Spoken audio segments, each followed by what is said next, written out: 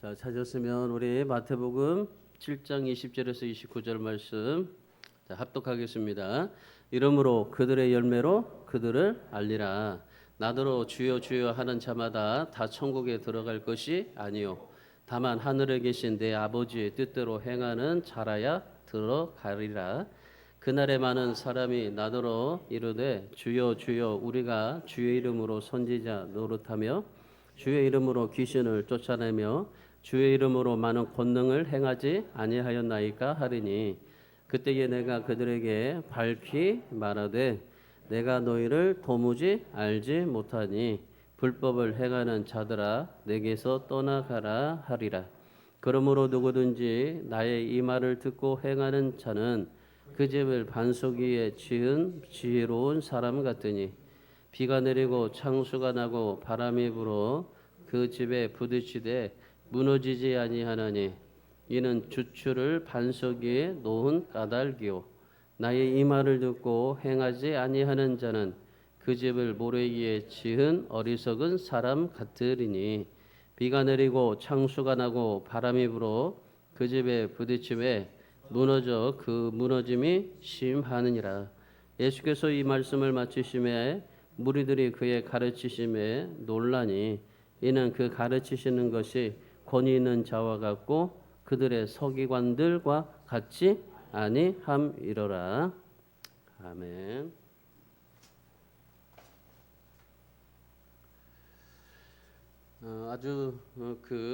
어떤 교회에 아주 굉장히 절친한 두 집사님이 계셨습니다. 아주 동창생이고 또 오랫동안 같이 교회에서 신앙생활했고 그리고 교회에서 뭐 여러 가지 많은 일들을 감당했던 이 두 집사님입니다. 한 분은 김 집사님이고 또 한 분은 박 집사님이에요. 이 김 집사님이 남편과 함께 미국으로 이민을 갔습니다. 이민을 가서 이제 열심히 살다 보니까 이제 정착도 되고 또 잘 되고 그래서 모든 것이 좋았어요. 그래서 자기의 그런 절친한 이 박 집사님을 미국으로 초청을 했습니다. 이 박 집사님도 미국에서 이제 몇 달을 살다 보니까 좋은 겁니다. 뭐 한국에서 사는 것보다 또 같은 절친한 동창도 있고 또 연고지도 있고 이게 너무나 좋았던 거예요. 그래서 이 김 집사님에게 자기도 미국에서 살 수 있도록 도와달라고 부탁을 했어요. 그럼 뭐 미국에서 같이 살 수 있도록 도와달라고 하니까 뭐 어떻게 할 수 있겠어요? 거기서 미국에서 살려면은 뭐 이제 가족도 있어야 되고 뭐 여러 가지 연고지도 있어야 되고 그러는데 뭐 살 수 있는 방법이 굳이 그렇게 없었습니다. 그래가지고 이 김 집사님이요 편법을 썼어요. 어떻게 편법을 썼냐면요, 자기 남편하고 이제 결혼한 건데 서류상으로 자기 남편과 이혼하는 걸로 하고, 그리고 이제 살기는 같이 살고, 그리고 서류상만 이혼하기로 하고, 그리고 박 집사님을 자기 남편과 혼인 신고를 해가지고 영주권을 얻게 해줬던 겁니다. 그런데 이게 문제가 터져버렸어요. 왜 그러냐면 이제 김 집사님이 자기 남편을 이제 박 집사님하고 이제 서류상으로 그렇게 혼인 신고를 해줘서 이제 부부같이 좀 같이 좀 이렇게 뭐 하다 보니까 이 오늘날 이 박 집사님이요 임신을 해버린 거예요. 김 집사님의 남편에게. 그래서 임신을 해버렸어요. 그래가지고 임신한 박 집사님이요 이 절친한 친구였던 김 집사님에게 야 우리 합법적으로 서로상 우리가 부부니까 네가 나가라 그래버린 거예요. 세상에 자기를 이 미국에다가 초청을 해줘서 살 수 있도록 만들어줬는데 길을 열어줬는데 오히려 적반하장으로 박 집사님이 김 집사님에게 나가라고 한 거예요. 그런데 문제는 남편이 이 김 집사님보다도 박 집사님을 더 좋아한 거예요. 그래가지고 박 집사님 이제 거들면서 김 집사님을 자기 원래 부인을 쫓아내버린 거예요. 친구하고 남편하고 같이 해가지고 쫓아내버렸어요. 이 집에서 쫓겨나가지고 얼마나 진짜 힘들었는지 하도 억울하고 슬프고 막 울고 울다가 또 막 정말 고통을 하다가 참 이 집을 또 쫓아내니까 또 어쩔 수 없이 이제 쫓겨나가게 됐는데 길을 가다가 하도 그냥 억울해서 울고 울고 울다가 쓰러져 버렸던 거예요. 길가에서. 그래서 이 길가에서 쓰러지니까 어떤 사람이 지나가다가 이그 수첩을 보니까 어떤 목사님이 그 전화번호가 있더래요. 그래가지고 그 전화번호를 가지고 전화를 걸어서 지금 당신의 수첩에 보니까 목사님인데 이 분이 이렇게 쓰러져 있다. 그래가지고 이 목사님이 바로 달려가지고요. 보니까 자기 교회 김 집사님이에요. 열심히 그 신앙생활했던. 그래서 김 집사님을요 집에서 잘 보살펴주고 그리고 사모님과 함께 더불어서 이제 신앙으로 잘 이루어줬어요. 힘들지 어려울지 그때마다 자꾸 이제 막 그 용서하지 못할 그런 마음이 막 일어날 때마다 이 하나님의 나라의 백성은 용서하는 거다. 그리고 또 하나님께서 또 다른 길을 열어 주시지 않겠느냐 감사하면서 살아가자. 그렇게 자꾸 이제 막 그 보살펴주고 또 신앙으로 가르쳐주고 그래서 이 김 집사님이요, 그저 마음에 이제 회복이 되어져서 그 둘이를 용서하고 그리고 감사하면서 삶을 살게 되었던 겁니다. 근데 어느 날 이 김 집사님을 그 목사님께 데려다 줬던 전화해 가지고 데려다 줬던 그 사람 있잖아요. 근데 이 아담스라는 사람이 있었어요.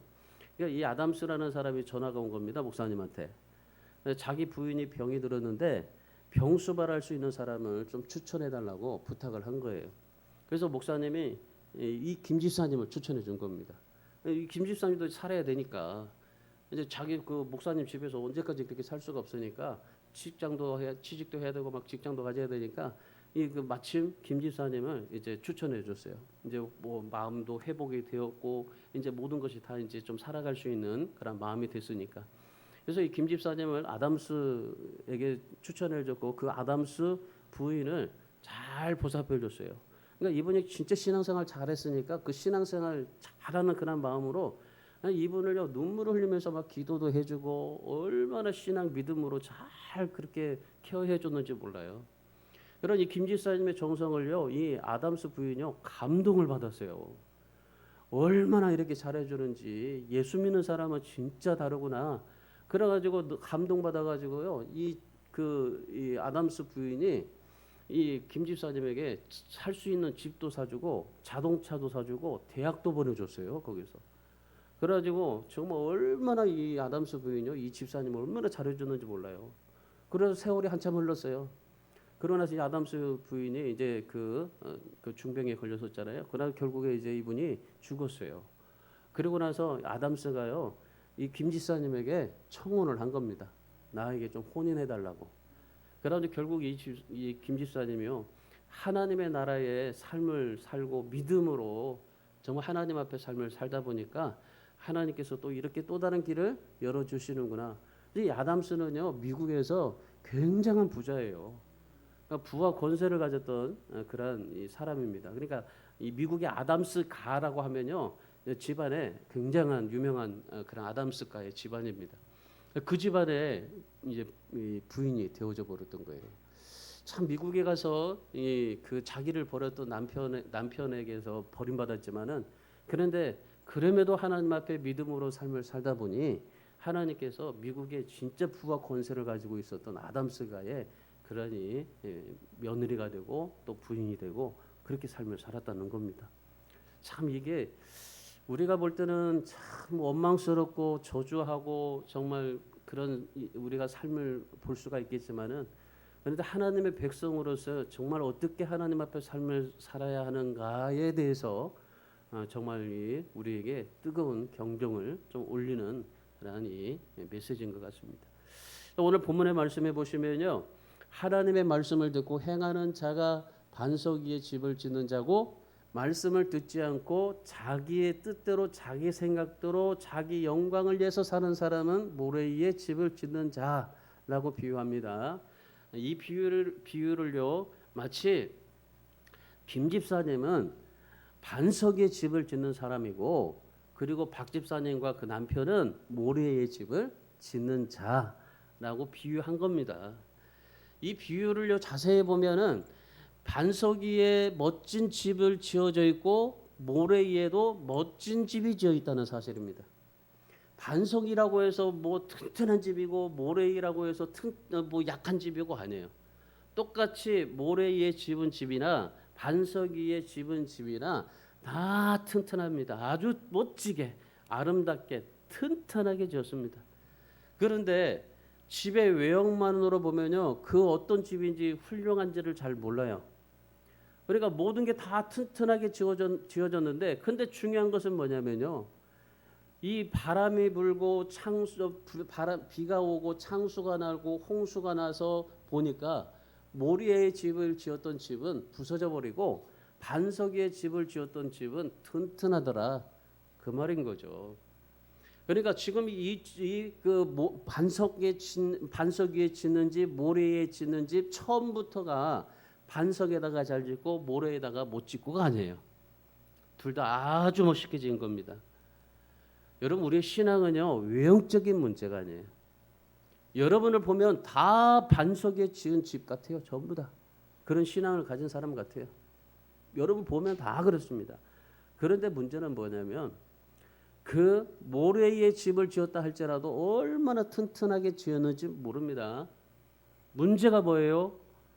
창수가 났을 때예요. 바람 불고 홍수가 났을 때예요. 그때 어떠냐? 그러니까 오늘 이 비유의 말씀은요, 집을 잘 지어서 외형적으로 잘 지어서가 문제가 아니고 기초가 문제예요. 기초. 어디에다가 집을 지었느냐, 이 기초예요. 그래서 우리의 신앙은요, 내가 어떤 행위를 가졌는가 아니에요.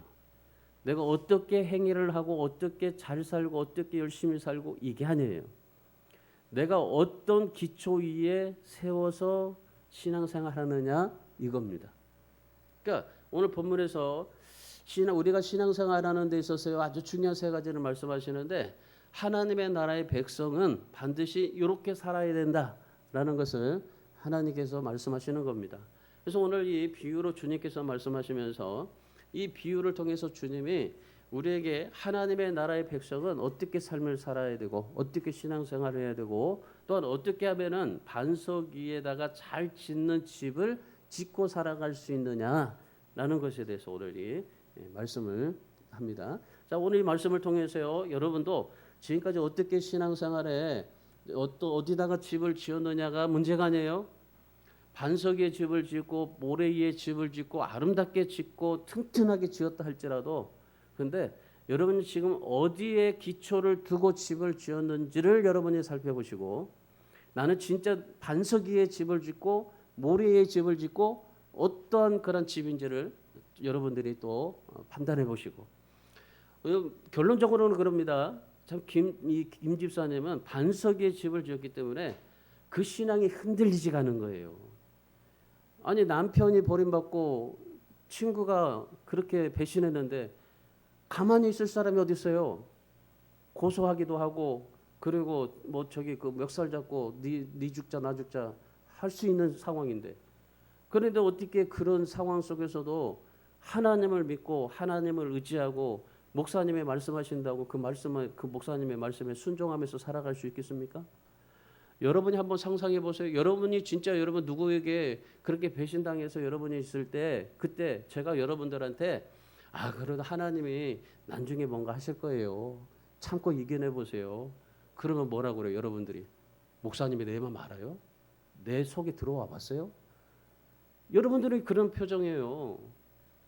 여러분, 우리 신앙은 그렇다니까요. 그런 상황 속에 닥치면요, 진짜 이 신앙이요 도저히 헤쳐나갈 수 없을 만큼, 요즘 창세기에서 요셉이라는 그런 요셉을 우리가 계속적으로 공부하고 있는데, 요셉이 그런 겁니다. 요셉이. 그런데 중요한 거는 그런 반석 위에 집을 짓다 보니까 어떤 비가 오고 창수가 나도 흔들리지가 않더라. 근데 모래 위에 집을 지은 사람은 그냥 무너져 내려버리더라. 그러니까 모래 위에 집은 사람은 어떤 사람일까요? 만약에 여러분들이 똑같이 김 집사님 같은 상황이 되었으면은 여러분은 바로 고소할 겁니다. 이 뭐예요? 이 사람들을 가지고 바로 그냥 경찰서에다가 끌고 갈 거예요. 도저히 참지 못해서. 그럴 상황일 거예요. 그게 모래의 예측을 지은 사람의 특징인 거예요. 오늘 자 그러면 어떻게 우리가 신앙생활하면서 어떻게 하나님 앞에 하나님의 백성으로서 삶을 살아가야 될까? 첫 번째, 자 하나님이 원하시는 열매를 맺으면서 살아야 됩니다. 여러분은 열매 맺어야 돼요. 열매 맺어. 신앙생활 어떻게 잘했느냐?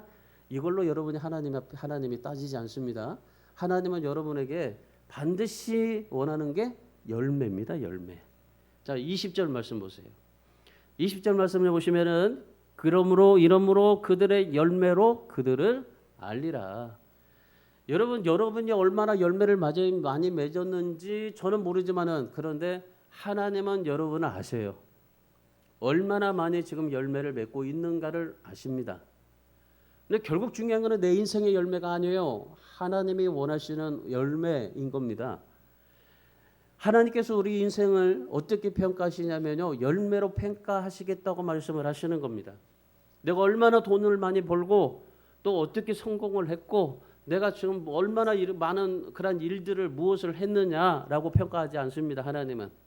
하나님은 신앙의 열매로 평가하시겠다고 말씀하시고 계십니다. 여러분이 하나님께서 천국에 가시면요. 여러분이 천국에 가면요. 하나님께서 여러분을 천국에서 뭘로 평가하시겠다? 열매로 평가하시겠다라는 겁니다. 인생에는 두 가지 길이 있습니다. 하나는 멸망으로 인도하는 넓은 길이 있고 또 하나는 아주 생명으로 인도하는 좁은 길이 있어요. 좁은 길은 예수님과 동행하는 길이고 날마다 자기를 부인하고 예수님처럼 희생하고 섬기고 죽고 그리고 용서하고 모든 것을 십자가를 지시는 그런 삶이 좁은 길이라고 말씀합니다. 이런 좁은 길을 가는 사람은요. 마가복음 8장 35절의 말씀에 구원과 생명을 얻을 수 있다라고 말씀하십니다. 그러니까 구원과 생명을 얻을 수 있는 사람은 좁은 길로 가는 사람이다. 근데 넓은 길은 뭡니까? 넓은 길은 내가 하고 싶어 하는 모든 길이에요. 아니 넓으니까 내가 모든 게 다 하고 싶거든요. 내 마음대로 내 고집대로 내 생각대로 내 모든 판단대로 내 행위대로 살고 싶거든요.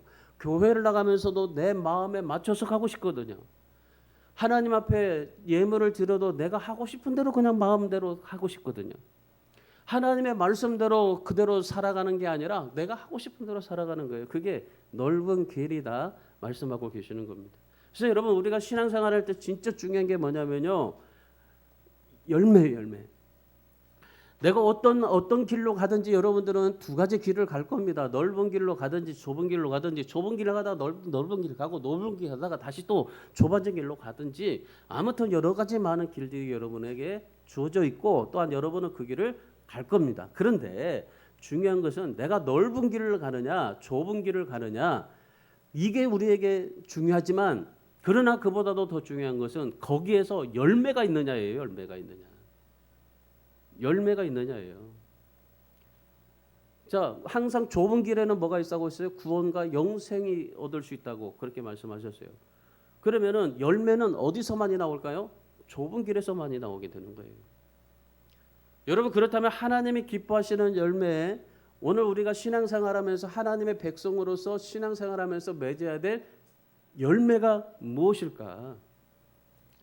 자, 이 열매를요 신약 성경에 로마서 12장 1절에서 그렇게 말합니다. 아주 잘 설명해주고 있습니다.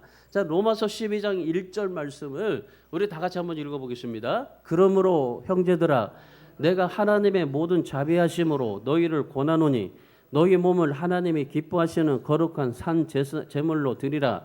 이는 너희가 드릴 영적 예배니라. 하나님이 원하시는 열매는 뭡니까? 외적으로 드러나는 것이 아닙니다. 하나님이 원하시는 열매는 내가 외적으로 많은 사람들에게 보여줄 때 이렇게 착한 일하고 이렇게 많은 것을 하고 이렇게 많이 하는 게 아닌 겁니다. 흔히 여러분들 그 헌금을 많이 하는 사람들 보면요, 헌금을 많이 했다고 해서 목이 뻣뻣해가 내가 이 교회를 살리는 사람이야라고 생각하고 살아가는 사람들 많아요. 여러분 하나님이 원하시는 것은 그게 아닙니다. 외적으로 드러나는 게 아닙니다. 성도로서 하나님의 백성으로서 주님의 뜻에 어긋나지 않고 늘 나 자신을 돌아보고 자기 몸을 하나님이 기뻐하시는 산 제물로 날마다 드리는 사람, 이런 사람을 하나님이 기뻐하시는 겁니다. 그래서 2절의 말씀해 보시면요. 열매 맺기 위해서 세 가지를 말씀하셔요. 첫 번째, 이 세대가 어떻게 삶을 살든지 그 세대는 본받지 말아라. 지금 우리도 보세요. 열방 가운데 지금 열방과 우리 지금 대한민국만 보세요. 이 대한민국 저기 인천만도 보십시오. 이 대한민국이 지금 국민들이 세대 가운데 어떻게 삶을 살든지 우리는 그 세대를 본받지 말고, 두 번째, 마음을 늘 새롭게 해라. 마음을 늘 새롭게 해라. 그리고 변화를 받으라는 거예요. 내 마음을 늘 새롭게 하고 변화를 받아라. 여러분, 변화는 여러분에게 그냥 내가 예배 드린다고 해서 주는 게 아닙니다. 내가 변화를 받아야 되는 겁니다. 변화받기 위해서 어떻게 해야 되겠어요? 예배 드리고 기도하고 말씀 보고 하나님 앞에 정말 예수님처럼 희생하고 섬기고 십자가를 죽고 그리고 모든 것에 그 하나님의 뜻을 따르는 그런 삶을 살아가는 거예요. 그러니까 늘 마음을 새롭게 해야 돼요. 묵은 마음으로 두면 안 되는 겁니다. 그래서 묵은 땅은 기경하시고 늘 마음을 새롭게 변화를 받고, 그 다음에 세 번째, 하나님의 뜻대로 사는 겁니다. 하나님의 뜻대로. 내 뜻이 아니라 하나님의 뜻대로. 결국 여러분 인생에서 중요한 것은요, 하나님이 기뻐하시고 하나님의 뜻대로 살아갈 때 거기서 맺어지는 열매, 그게 중요한 거예요. 내가 열심히 해서 얻어지는 열매가 아닙니다. 하나님이 기뻐하시지 않는 열매가 어떻게 될까요? 19절 말씀 보세요. 하나님이 기뻐하시지 않는 열매는요, 찍어 불에 던져버릴 것이다 그래요. 그러니까 하나님 앞에서, 우리는요 하나님 앞에서요. 여러분, 저는 여러분들이 어떤 그런 여러분이 행위로 해서 맺어지는 열매를 보면서도, 그러나 저는 여러분에게 찍혀서 불에 던져지질 않아요. 근데 하나님은요, 하나님 앞에 갔을 때 하나님은 여러분에게 그런 모든 외적인 열매는 하나도 보시지 않는다라는 겁니다. 오히려 찍어 불에 던져버려서 태워버릴 거라는 겁니다. 그러면 천국에서 하나님이 나를 볼 때 뭘 보시는 거예요? 하나님이 기뻐하시는 열매가 있느냐 없느냐입니다. 그래서 하나님이 원하시는 열매만 남게 된다는 것 기억하시면 됩니다. 여러분, 오늘 본문의 바리새인들을 향해서 말씀하시는 거거든요. 바리새인, 사두개인들.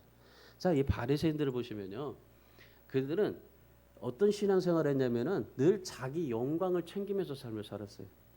그리고 선행도 남들이 보기 좋게, 그리고 종교 행위처럼 정말 하나님 앞에 내가 정말 십자가에서 죽고 주님 때문에 울고 감사하는 게 아니라 그냥 멋지게 교회 다니는 종교 행위, 종교 생활 했던 겁니다. 이게 중요한 거였었어요. 그래서 그들이 어떻게 했냐면요, 기도를 해도요 남이 보일 수 있도록 기도를 해요. 그러니까 기도를 하면은 그냥 골방에서 좀 기도하면 될 텐데, 근데 기도를 어떻게 해요? 그 길거리에서 서가지고 막 그렇게 손을 들고 그러면서 기도를 해요. 나 기도한다. 그리고 금식하면 어떻게 안 좋아합니까? 여러분, 금식하면요 그래가지고 막 이러지 않아요. 이거 금식 잘못되는 겁니다, 진짜. 저도 제가 20일을 금식 해봐서 알아요. 40일 하려다가 제가 지금 그때 말았는데, 20일을 금식하면서요, 제가 얼굴에 줄상이 돼 본 적이 없어요. 한 번도 없어요. 금식하니까 하나님이 기뻐하시는 금식하니까 하나님이 도우시더라고. 하나님이 역사하더라고요. 근데 우리는 금식하면 하루 이틀 하면 막 힘들어가지고 막 이러고 있잖아요. 내가 하려고 하는 금식이에요, 그게. 하나님이 하시고자 하는 금식은요 절대 힘이 들지 않습니다. 그러니까 금식을 하면서 뭐예요? 막 고통스럽게 막 돌아다니고요. 왜 그래요? 그러니까 금식이에요. 왜 그래요? 금식하고 있어요. 티를 내는 거죠. 남을 도울 때는요, 내가 이 사람이 이렇게 도왔다, 내가 뭐 했다, 내가 뭐 이렇게 됐다, 막 떠들어대고요. 헌금을 해도요 폼나게 해요. 남들은요 진짜 세종대왕 하나 하기도 참 벅찰 때 세종대왕 하나를 하는데, 근데 자기는 심사임당을요 다리 위로 쫙 따라가지고요 막 그렇게 드려요. 보이기 좋게. 세종대왕이 뭐고 심사임당이 뭔지 모르죠 지금. 세종대왕은 10,000원짜리고 심사임당은 50,000원짜리입니다. 이렇게 바리새인들이 살았어요 그때. 그래서 이런 사람들이요 예수님께서 뭐라고 하신 줄 아십니까? 마태복음 23장 13절에서 외식하는 자들이다라고 예수님께서 말씀하신 거예요. 그래서 우리 사랑하는 주안의 성도 여러분, 지금까지 여러분이 열심히 선행하고 열심을 갖고 봉사하고 구제하고 헌금하고 주일 성수하고 뭐 무료급식도 하고 뭐 여러 가지 있겠지만은 하나님이 기뻐하시는 그러한 신앙이었는지 아니면 나의 만족과 나의 자랑으로 했던 것인지 여러분 한번 되돌아보시고 겉으로 드러나는 것들에 대해서는요 철저히 감추십시오. 외적으로 드러나는 모든 선행에 대한 행위들은 그냥 감춰버리세요. 그리고 나 자신이 자꾸 부인이 되어져 버리고 십자가에 죽어버리게 되고 그래서 하나님의 은혜만이 날마다 내 안에 겉에서 드러날 수 있도록 하나님 앞에 감사가 드러날 수 있도록 진짜 반석에 지은 사람처럼 어떤 어려움과 고통을 당해도 티내지 않고 정말 하나님 앞에만 묵묵하게 삶을 살아갈 수 있는 그런 믿음의 삶이 되어서 그래서 여러분이 그런 내적인 열매들이 많이 맺어져서 하나님이 기뻐하시는 신앙이 되기를 주님의 이름으로 축원합니다. 두 번째, 하나님의 뜻대로 행하는 삶을 살아야 된다라고 말씀하십니다. 21절 말씀 보십시오. 하나님의 백성은 나더러 주여 주여 하는 자마다 다 천국에 들어갈 것이 아니요 다만 하늘에 계신 내 아버지의 뜻대로 행하는 자라야 들어가리라. 하나님의 나라는 누가 들어갑니까? 아버지의 뜻대로 행하는 자라야 들어갑니다. 여러분 오해하지 마십시오. 아무나 들어가지 않습니다. 여기에 예수님께서 하나님의 나라의 백성의 삶을 언급해주고 있는데 그런데 그 삶은 뭡니까? 하나님 아버지의 뜻대로 행하는 자라야 한다고 말씀하십니다. 그러니까 구원의 조건은요 행함에 있지 않아요. 오직 예수 그리스도를 믿는 믿음에 있다는 것입니다. 그래서 여러분 예수를 믿지 않으면요 그 누구도요 다 뭡니까? 지옥입니다. 아무리 천주교를 다니고 뭐 그 교회를 안 다녀도 나는 예수 믿는다라고 자랑해도 그런데 그 속에 진짜 예수의 생명 예수가 없으면요 그 사람은 천국 못 가는 겁니다. 22절 말씀 보세요. 아버지의 뜻대로 사는 삶이 아닌 다른 삶의 경고가 나와요. 아버지의 뜻대로 행해야 천국에 들어갈 수 있다 했는데 그런데 그 다른 경고는 뭐예요? 많은 사람들이 그때에 주여 주여 하면서도 주의 이름으로 선지자 노릇하고 주의 이름으로 귀신도 쫓아내고 주의 이름으로 권능도 행하였더라 그렇게 말씀하는 거예요. 참 기가 막히죠. 아니 예수를 믿으면서도요 선지자 노릇하고 귀신도 쫓아내고 권능을 행합니다. 참 아니 어떻게 주의 이름을 부르면서도 귀신을 쫓아낼 수가 있어요? 아니 진짜 능력 있는 사람 그런 하나님을 믿어서 진짜 대단한 사람만 귀신을 쫓아내지 않겠어요? 그런데 세상에 그 귀신을 쫓아내요. 성경에 뭐라고 있어요? 귀신도 귀신을 아느니라고 그러잖아요. 여러분 귀신도요 사람을 알아요. 예수를 알아요. 귀신도 믿고 떠든다니까요.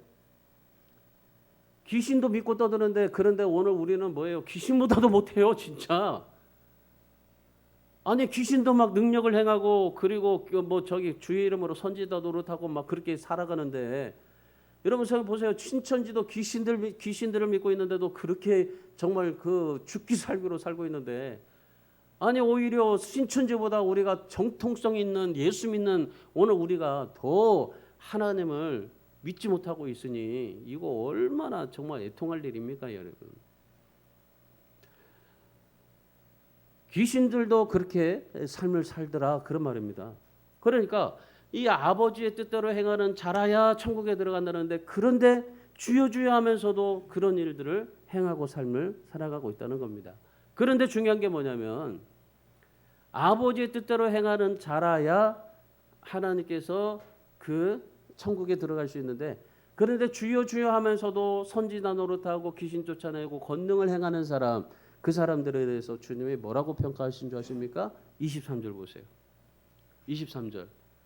이 땅에서 귀신의 힘을 얻어서 귀신도 쫓아내고 권능도 행하고 선지자 노릇하고 정말 주의 이름으로 주여 주여 하면서 막 그렇게 정말 잘 믿는다라고 생각하고 삶을 살아가는데, 그런데 주님께서 뭐라고 하세요?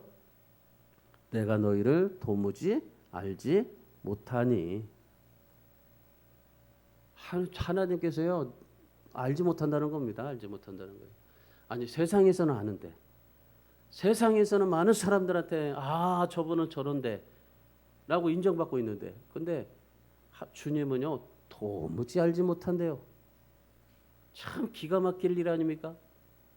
나는 세상에서 열심히 이렇게 신앙생활하면서 많은 사람들한테 칭찬받고 존경받고 이렇게 정말 하나님을 믿으면서 주여 주여 하면서 이렇게 정말 많은 그런 세상 사람들에게 인정받고 살고 있는데, 그런데 주님은 도무지 알지 못하겠다고 하시는데, 이거 어떻게 해요? 그들의 신앙이 잘못되었을까요? 그들이 주의 이름으로 불쌍한 사람들을 돕고 귀신자를 고치고 능력도 행하면서 살았는데 뭐 때문에 그랬을까요? 아버지의 뜻대로 행하지 않았기 때문이에요. 결국 중요한 것은요, 아버지의 뜻대로 행하는 자라예요. 하나님 아버지의 뜻대로 행하는 자라예요. 우리 잘 아셔야 됩니다. 내가 아무리 세상에서 열심히 한다고 해도요, 하나님 아버지의 뜻대로 행하지 아니하면 주님께서 내가 너 도무지 알지 못해. 아니 왜 몰라요? 나 이 세상에서 이렇게 살았는데, 이렇게 열심히 하고 이렇게 줄 성수하고 이렇게 정말 하나님 앞에 했는데 왜 주님 나를 모르시냐고. 그 이유가 뭐예요? 아버지 뜻대로 행하지 않았기 때문에. 아버지 뜻대로 행하는 건 뭡니까? 예수님께서 아버지의 뜻대로 행하기 위해서 뭐 했어요? 십자가에서 죽으셨잖아요. 고난 받으셨잖아요. 환난 핍박, 침뱉음, 욕먹고 다 그렇게 사셨잖아요. 근데 우리는 세상에서 침뱉음을 당하면은 성질내고 욕먹으면은 그냥 막 더 복수하고 싶고 그런데, 여러분 예수 믿는 사람들이 주여 주여 하면서도요 예수님처럼 살지 못하는 거예요. 여러분 예수님처럼 사시기 바랍니다. 그게 아버지의 뜻대로 행하는 겁니다. 아버지의 뜻대로 행하는 건 다른 게 아니에요.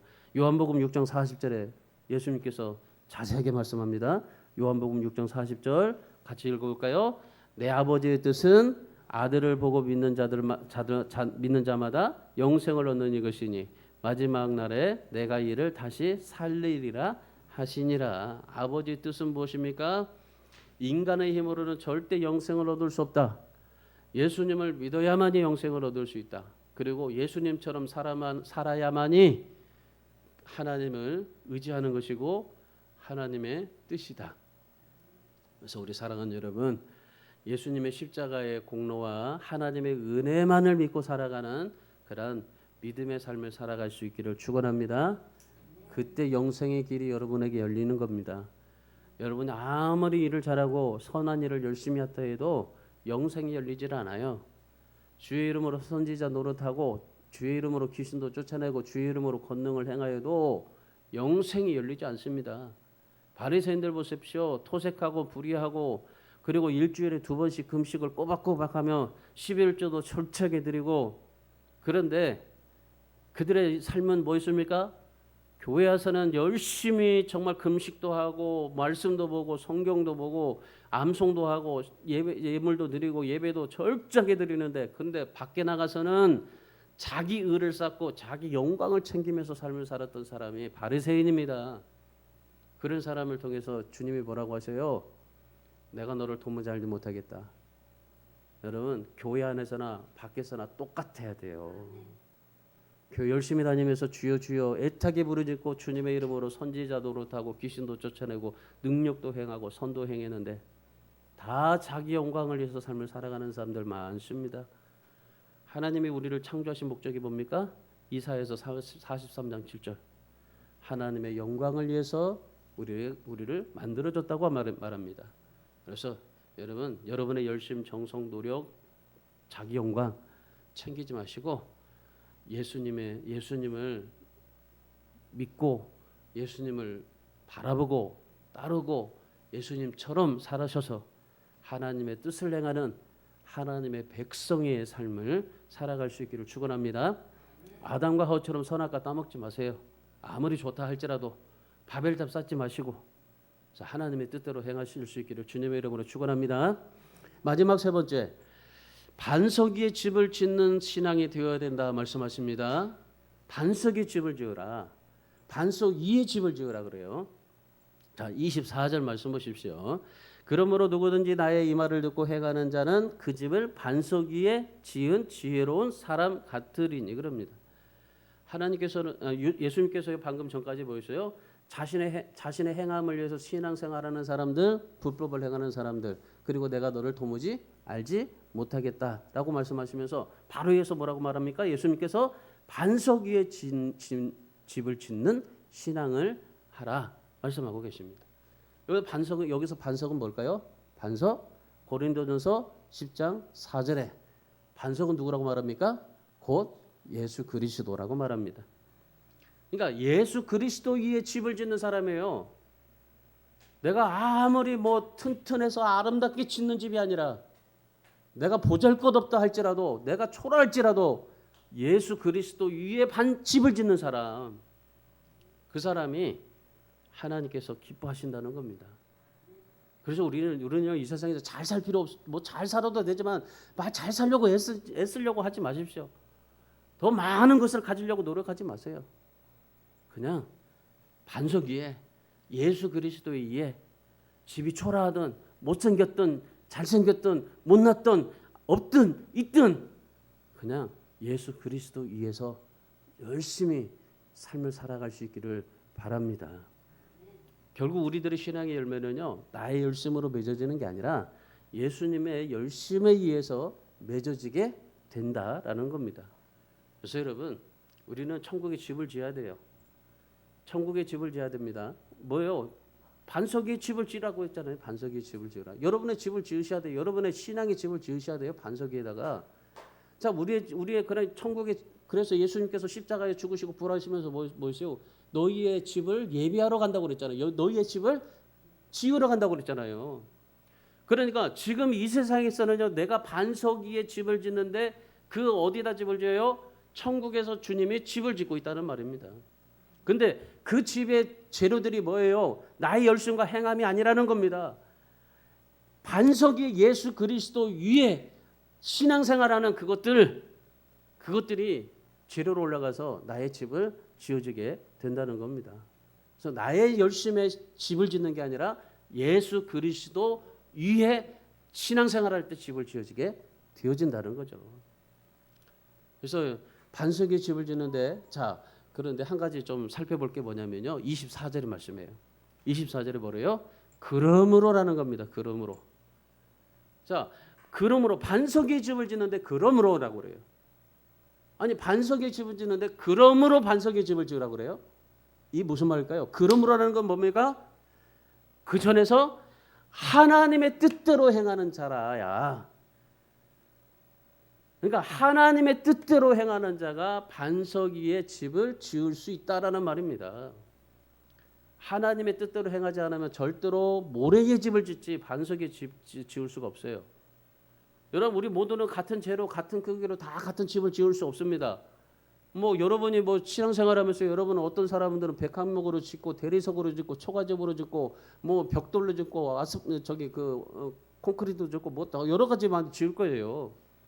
근데 어떤 사람은요, 진짜 없어서 초가집 하나로 짓기도 어려운 사람도 있을 겁니다. 우리 교회에 이제 노숙자들 오잖아요. 노숙자들 이제 보통 우리 오는 노숙자 팀이 두 팀이 있는데 세 팀 오다가 이제 두 팀이 오는데 부평공원에서 자요. 이분들이 부평공원에서 잔다니까요. 그래가지고 제가 그랬어요. 아니, 부평공원에서 자지 말고 저기 수요일날 목요일날 급식하니까 수요일날 저녁은 여기 교회 그 옥상에 그 계단에서 자라고 그랬어요. 제가. 여러분, 집을 정말 초가집 하나 짓기도 어려운 사람들이 많아요. 근데 여러분, 하나님은요, 집을 얼마나 크게 지었고 복이 얼마나 보기 좋게 지었는가 이거 보시지 않아요. 하나님이 보시는 집은 어떤 집이에요? 반석에 지었느냐예요. 반석에 지었느냐. 모래에 지었느냐 반석에 지었느냐 그것만 봐요. 하나님은. 하나님이 우리를 천국에서 보실 때는 너희가 반석 위에 집을 지었느냐 예수 그리스도 위에 집을 지었느냐 그거 보는 거예요. 그래서 여러분 그런 말도 있지 않습니까? 이왕이면 다 엉치 말하고 꼭 먹고 알 먹고 도랑치고 가지 잡고 여러분 이왕이면은 정말 예수 믿었으면요 진짜 여러분이 집을 짓는데 모래에 집 짓지 않고 예수 그리스도 위에 반석 위에 집을 짓고 살아갈 수 있기를 축원합니다. 그런 사람 보세요. 보면 25절 말씀 보세요. 비가 오고 창수나고 바람이 불어 그 집에 부딪혀도 무너지지 않는다고 그러잖아요. 흔들리지 않는다고 그러잖아요. 왜 그럴까요? 반석의 집을 졌는데 비가 오고 창수나고 바람이 불어도 무너지지 않는다. 흔들리지 않는다. 왜? 하나님이 그 인생의 반석 위에 세우셨기 때문에 그래요. 하나님께서 내가 예수 그리스도의 반석 위에 내 집을 짓다 보니까 하나님께서 그 인생을 반석 위에 세우시니까 어떤 그런 이 바람도 창수도 비도 흔들리지 못하게 하더라. 반석에 집을 짓고 모래에 집을 짓는 사람의 특징이 뭘까요? 반석에 집을 짓는 사람은요. 그 어떤 행함, 열심, 봉사, 죽도록 충성해도요. 주님 앞에서는요. 항상 면목이 없습니다. 하나님 너무나 부끄럽습니다. 정말 너무나 겸손합니다. 하나님 내가 정말 하나님 앞에 이렇게 많은 열심히 하고 충성하고 봉사해도 보통 그래요. 내가 이렇게 열심히 했는데 그런 말을 하지도 않아요.